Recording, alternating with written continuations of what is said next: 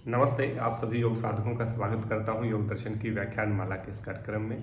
आज चर्चा करेंगे कैवल्यपाद के 32वें सूत्र की, जिसमें धर्मवेग समाधि की ही प्राप्त होने पर ही जिस प्रकार से बताया सभी आवरण और जो ज्ञान के ऊपर बड़े आवरण हैं वो समाप्त हो जाते हैं। उसके बाद कहा कि किस प्रकार से जो परिणाम कर्म है उसकी समाप्ति होती है। तो परिणाम कर्म की समाप्ति कैसे होती है, कहा ततः कर्तार्था नाम परिणाम क्रम समापत्ति गुणानाम, ये सूत्र है 32वां। इसमें कहा था यानी कि उस धर्म में एक समाधि के प्राप्त होने पर, माने जब धर्म में एक समाधि की हमें प्राप्ति हो जाती है, उस समाधि की प्राप्ति के बाद कहा कि जैसे ही उसकी प्राप्ति हुई तो कर्तार्थ नाम, यानी कि कर्तार्थ नाम का अर्थ हो गया जो भोग और अपवर्ग के जितने भी कार्य होते हैं उन जो वो है उनकी समाप्ति हो जाती है। उनको जो पूरा करने का कर्तार्थ नाम, यानी कि जो भोग और अपवर्ग के लिए सहायक है, कौन है, उनके लिए गुण सहायक होते हैं जो सत्व रज और तम है उनका। उसमें कहा परिणाम कर्म समापत्ति गुणानाम, माने उन सभी गुणों की यानी कि सत्व रज तम की परिणाम कर्म है उसकी समाप्ति हो जाती है। अब परिणाम कर्म क्या है, मान लीजिए सत्व गुण बढ़ गया तो रज और तम नीचे गुण हो जाएंगे, दब जाएंगे और सत्व प्रभावी रहेगा। जब हम चंचल होते हैं तो रज बढ़ जाता है और सत्व और तम गौण हो जाते हैं। जब हम सो रहे होते हैं तो हमारा तम ऊपर होता है, सत्व और रज नीचे दब जाते हैं। तो ये एक परिणाम कर्म है, कभी सत्व ऊपर है, फिर रज ऊपर आ गया, फिर तम ऊपर आ गया, फिर कभी सत्व आ गया, रज आ गया, तम आ गया। ये जो परिणाम बदलता रहता है इसको गुणों का परिणाम कर्म कहते हैं।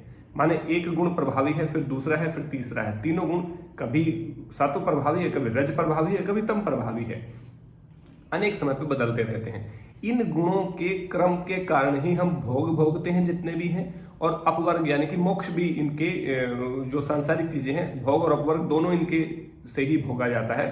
तो इनका बहुत इंपॉर्टेंट रोल होता है। लेकिन धर्म में समाधि के बाद परिणाम कर्म की समाप्ति होती है। ये बहुत अच्छा क्वेश्चन बनता है, बहुत डीप क्वेश्चन है कि परिणाम कर्म की समाप्ति किसके द्वारा होती है। तो परिणाम कर्म की समापत्ति आपकी होती है धर्म में समाधि के प्राप्त होने के बाद।